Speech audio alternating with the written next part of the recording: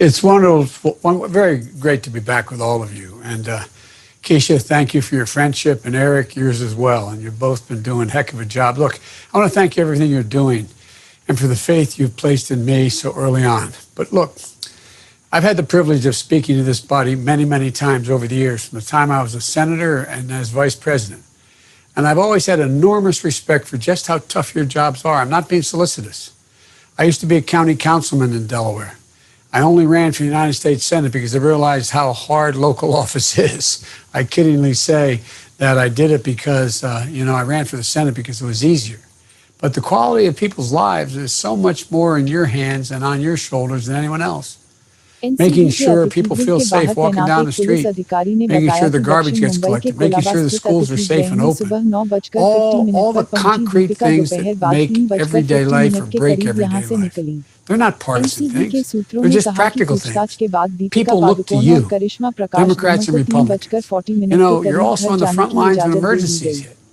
From fires to floods to school shootings to public health issues, helping save lives as well as livelihoods. That's why I've made it a priority my entire career to work closely with you. From the time I got to the Senate 180 years ago, as well as my tenure as vice president.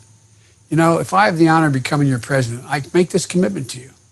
You're going to have an access directly to the White House, and I'm going to be right there with you, helping you in your communities based on what you think you need and the challenge you're facing. Because the president, Mayor, pointed out that it is about all from the bottom up. It doesn't go from the top down. We're dealing with 4 historic crises all at once.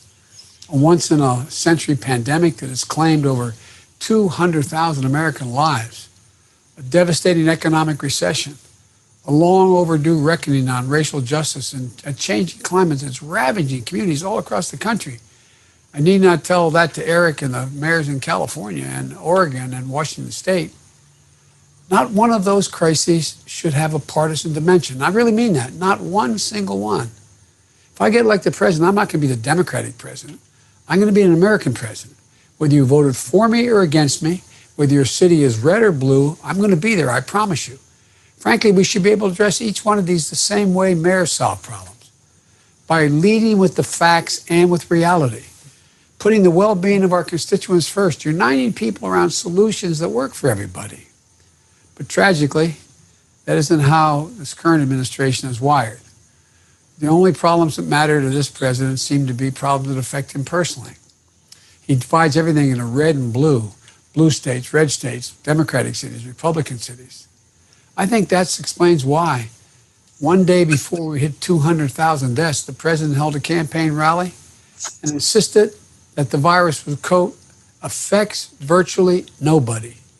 Then he went on to say, quote, except elderly people with heart conditions and problems. Ask the folks in your communities how they feel about that. Their parents are being referred to by the president as nobodies. Ask their families for that empty seat at the kitchen table this morning.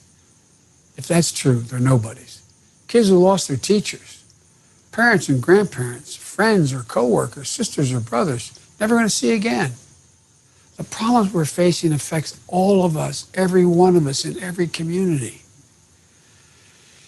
I think this may be the toughest time in a long time to be a mayor, especially a big city mayor. But that's not true. It's across the board. Mayors have faced adversity before.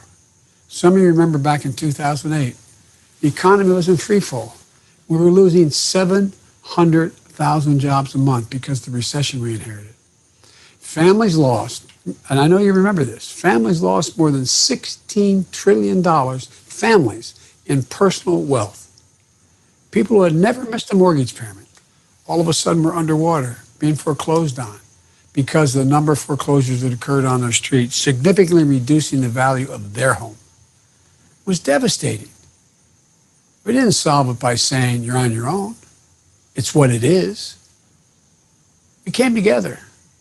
With your leadership, we passed and implemented the Recovery Act. We provided $140 billion in state and local fiscal relief, keeping law enforcement and firefighters on the job. We sent more than $50 billion to your school districts, saving more than 300,000 education jobs. We provided the middle-class tax relief, helping families send their kids to college, to buy their first home. We invested in the future. We put $48 billion in infrastructure projects, building 42,000 miles of roads, nearly 27,000 bridges to go along with the biggest clean energy investment in all of our history, creating hundreds of thousands of jobs. And I said then and I say again, you should be able to make the decisions what your city most needs. It shouldn't have to go through your state legislatures all the time. You should have an opportunity. Even conservative economists acknowledge that what we did saved us from a depression. When the president gave me the honor of leading the recovery effort, first thing I did, I went to the mayors. Some of you were still around then. I spoke with over 200 mayors. Because of you, we came through the moment together. I really mean it. I was on the phone constantly. That's the same approach we should be taking today. It starts with your budgets. You have to balance your budgets. You're getting squeezed like never before. Local services are getting pared back. Municipal jobs are falling by the wayside. Furloughs and layoffs, compounding the devastation. We still have no effective national standard for curbing the virus, which is infuriating because scientists insist that we could save 110,000, they expect close to 200,000 more lives to be lost between now and January. They insist we could save 110 by the end of the year by simply wearing masks. And that's straining your budget even more because it keeps businesses from opening back up. It keeps emergency rooms full. It holds down your cities from springing back to life. There is no reason, none, that we can't work together. We can't work together again to overcome these challenges. You all know the House passed the HEROES Act, which would provide $915 billion in local and state government. It's collecting dust right now in the Senate. Majority Leader, who I know well, says let the states go bankrupt. We should have a local emergency fund that drives resources straight to you. Expand your health infrastructure. Reimburses overtime pay for the essential workers and first responders. Whatever your country needs, whatever your community needs the most. It isn't all about resources, though. At the time when people are crying out for justice, exercising their right to peacefully protest, it's falling on you to keep the peace. And God, it's a tough job under any circumstances. It's nearly impossible with a president who scapegoats mayors and fans the flame of division. We can work together to build trust and accountability between police and communities, to condemn all violence while still addressing the pain and injustice that they're feeling and rooting out systemic racism.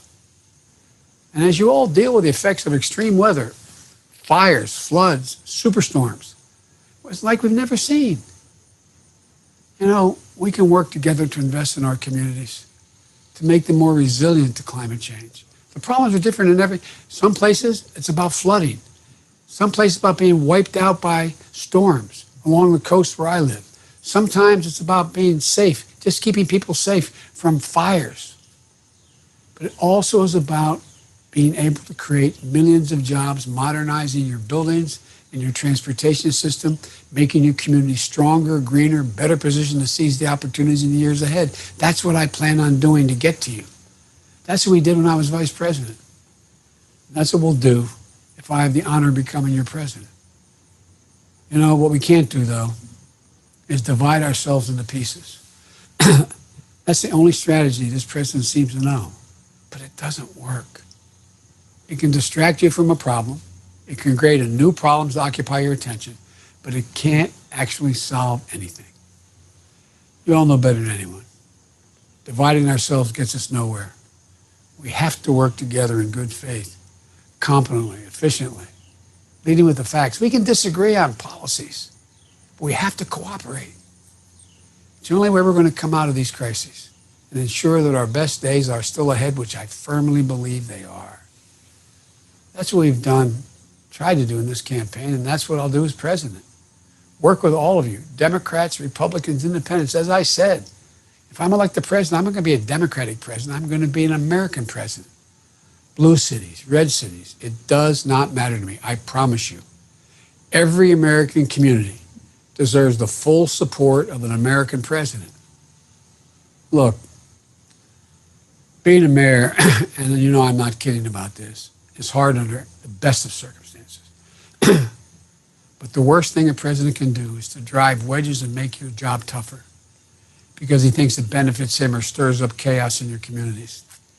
You deserve a partner who'll listen to you, who'll work with you, work on your priorities. Someone who gets your back and saves your back, works to cover your back, no matter what you are, no matter what challenge you're facing. You know, this moment we're facing now isn't a partisan moment.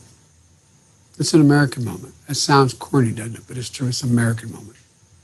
It's a chance for us to overcome anger and division that has held us back of late for far too long. We can emerge from these crises. We can do what we're best at doing. Unite. Work together. And it starts with the mayors. And I really mean that. It starts with all of you. I promise you. If I'm elected, you will have direct access to the White House. I want to thank you all because we need you to build back better. You are the foundation stone, not a joke. You're the ones leading the way. And what people don't realize is, over the last 6 years, more young people are moving into cities than out of cities. There's so many possibilities. We got to stop the hate and the division now. Got to stop pouring flames on the fire. Got to start talking straight to the American people. That's what you all do. You do it every day. I want to make clear to you, I've never been more optimistic, and I've been doing this a long time, about the prospects for this country than I am today. The blinders have been taken off the American people. They understand what's going on now. They understand. They understand it's about all of us. They want to get things done. And so it's going to start with you. I promise you I'll have your back. I mean that sincerely.